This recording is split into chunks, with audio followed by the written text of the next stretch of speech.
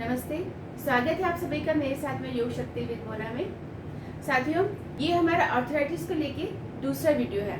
पहले वीडियो के अंदर मैंने बताया था कि आर्थराइटिस यानी जोड़ों में दर्द किस कारण से आता है, यानी क्या वजह है कि हमारे शरीर के अंदर हम आर्थराइटिस के कहीं ना कहीं हमें परेशानी आ जाती है, हमें समस्या आ जाती है, क्या कारण है। तो हमने उन कारणों के बारे में जानकारी ली और कितने प्रकार के ये जोड़ों में दर्द होते हैं, किस तरह से किस टाइप के जोड़ों के दर्द होते हैं, इसके बारे में भी हमने विस्तार से थोड़ी जानकारी ली थी। आज हम बात करेंगे समाधान के ऊपर। आज हम बात करेंगे कि आर्थराइटिस में किस तरह से क्या क्या समाधान है।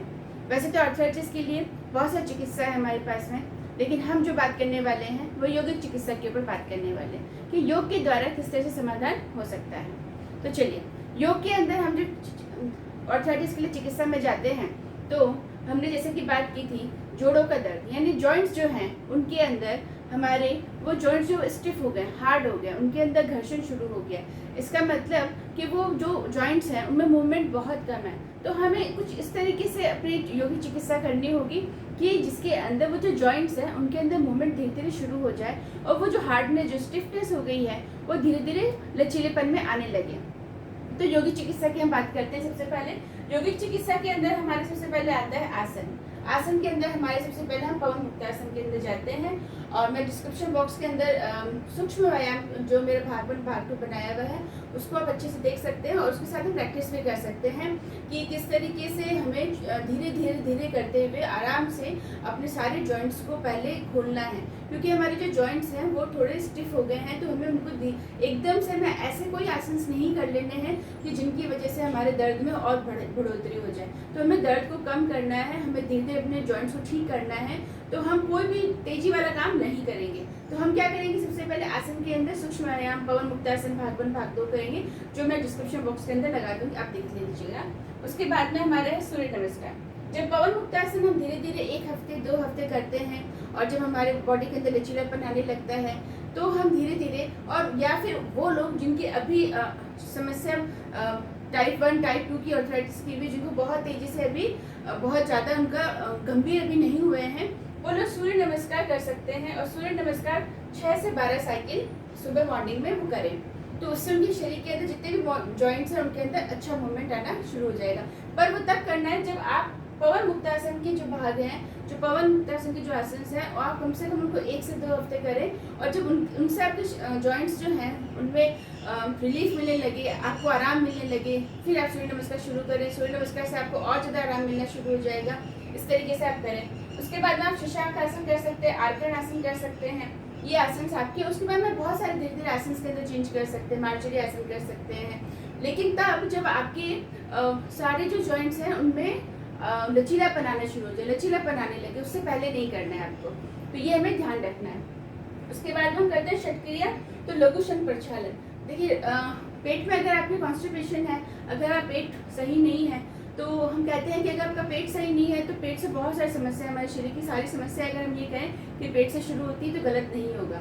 तो हमें पेट की समस्या ठीक रखनी है, पेट का डाइजेशन सिस्टम एकदम स्ट्रांग और अच्छा रखना है। तो उसके लिए हम अगर कॉन्स्टिपेशन अगर हमें प्रॉब्लम है या कब्ज अगर हमें, तो उसके लिए लघु शंख प्रक्षालन हम करेंगे क्रिया विधि।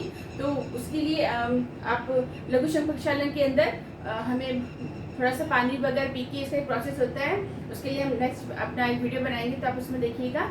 और उसके साथ में आपको एक चीज़ जरूर ध्यान रखनी है कि कॉन्स्टिपेशन क्यों हमें दूर करना है। क्यों? क्योंकि गठिया या जोड़ों का दर्द, ये सबसे बड़ा ऐसा कारण है वात। हमारे शरीर के अंदर वायु का प्रकोप बहुत ज़्यादा बढ़ जाता है, तो हमारे शरीर के अंदर सारे जॉइंट्स के अंदर दर्द शुरू हो जाता है। तो जब हम लघु शंख प्रक्षालन करते हैं तो हमारा जो वात का जो प्रकोप है वो हमारा कम होता है और धीरे धीरे खत्म हो जाता है, जिससे हमारे दर्द में काफ़ी आराम मिलता है। तो ये हम लघु शंख प्रक्षालन करेंगे। उसके बाद में हम आते हैं प्राणायाम के ऊपर। प्राणायाम के अंदर हम उदर श्वसन करेंगे, यानी पेट से सांस लेना और पेट से सांस छोड़ना। इससे हमारा जो पाचन तंत्र है वो पूरा अच्छा होने लगता है, मजबूत होने लगता है। और हमारी प्राण शक्ति, जो मैंने पिछले वीडियो में बताया था कि आर्थराइटिस का सबसे बड़ा कारण ये है कि जो हमारी प्राण शक्ति फ्लो होती है वो कहीं ना कहीं रुकावट आने लगती है जोड़ों में। तो जोड़ों के अंदर प्राण शक्ति का प्रॉपर तरीके से फ्लो होना बहुत ज़्यादा ज़रूरी है।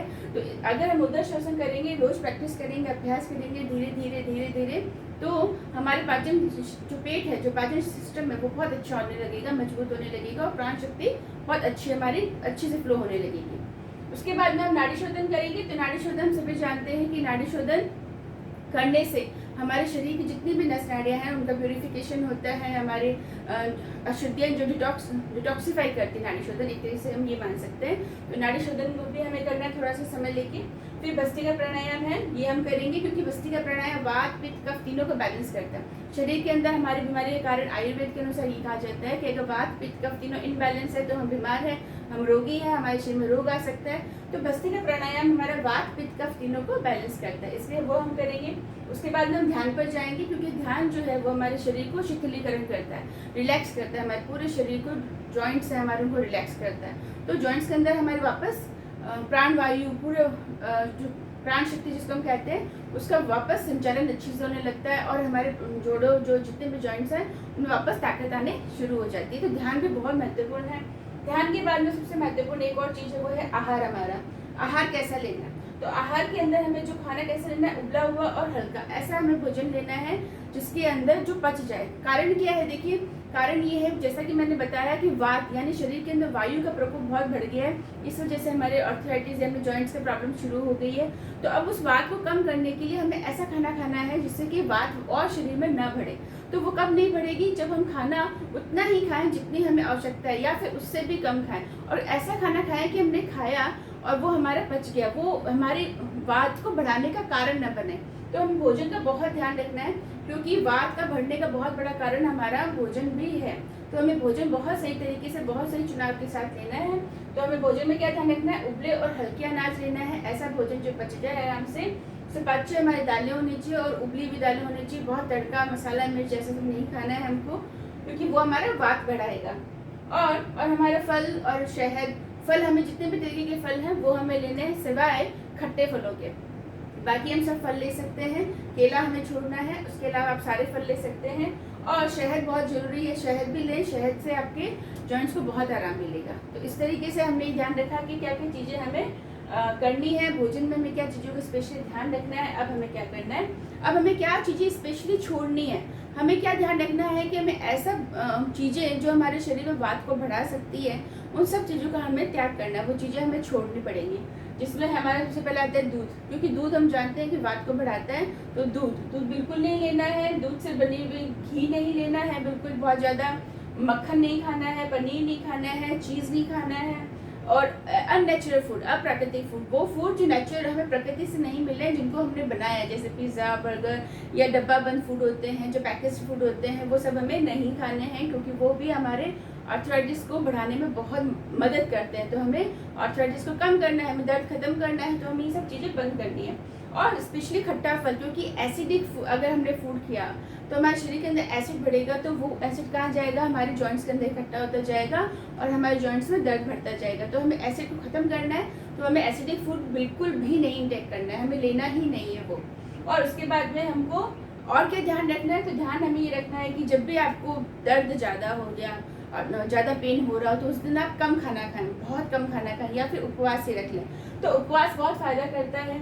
और गर्म सिकाई, गर्म पानी की आप पट्टियाँ हैं उनको आप सिकाई करें, उसकी पट्टियाँ आप रखेंगे तो उसकी सिकाई जहाँ जहाँ जॉइंट्स है आपके वहाँ सिकाई करोगे तो बहुत आराम मिलता है। जो आपका तिल का तेल है उसका मालिश करने से वात बहुत कम होता है, तो तिल के तेल की जरूर मालिश करें।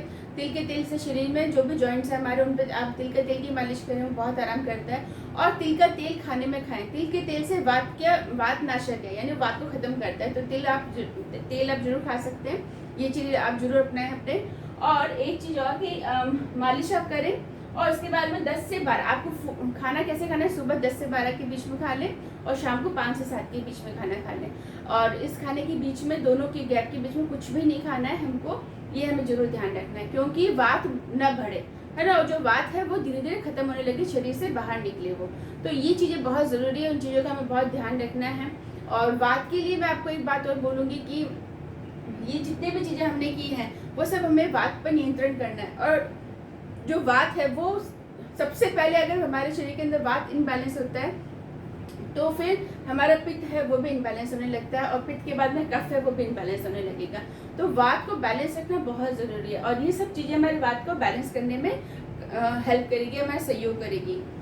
उम्मीद करती हूँ आप लोगों को मेरा ये वीडियो पसंद आया होगा और आप लोगों को समझ में आया होगा कि आर्थराइटिस के अंदर बहुत बड़ी समस्या नहीं है, इसको हमें ख़त्म करना है या हमें ठीक होना है। तो हमें बस छोटी छोटी बातों का ध्यान रखना है। हमें क्या ध्यान रखना है कि हमें भोजन कैसा लेना है, हमें क्या ध्यान रखना है कि हमें छोटे छोटे से मूवमेंट्स करने हैं। आप सूक्ष्म व्यायाम भाग दो जब आप करेंगे तो उसके साथ जब प्रैक्टिस करेंगे तो आप देखेंगे कि धीरे धीरे सारे जॉइंट्स जो है वो खुलने लगते हैं और जॉइंट्स के अंदर वापस जान आने लगती है, वापस ताकत आने लगती है। तो ये कोई ऐसा रोग नहीं है जिसका परमानेंट इलाज नहीं है, परमानेंट इलाज है इसका, पर इसका हमें ध्यान रखना है कि कारण क्या है, उस कारण का हमें समाधान पे जाना है।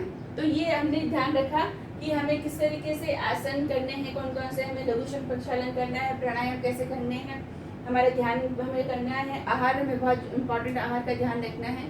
तो ये सब हमने आज जाना और मैं उम्मीद करती हूँ कि आप लोगों को मेरे वीडियो से बहुत सहायता मिले और आपको एक हेल्प हो सके कि अगर कोई व्यक्ति इस चीज़ से परेशान है तो उनको आराम मिले। आप कमेंट बॉक्स में लिख के मुझे बता सकते हैं कि आप लोगों को इस वीडियो से और क्या जानकारी लानी है, कोई और आपको कुछ जानकारी चाहिए योग से संबंधित, तो आप मुझे कमेंट बॉक्स में लिख के कमेंट में बता सकते हैं। आप सबका बहुत बहुत धन्यवाद। ओम शांति।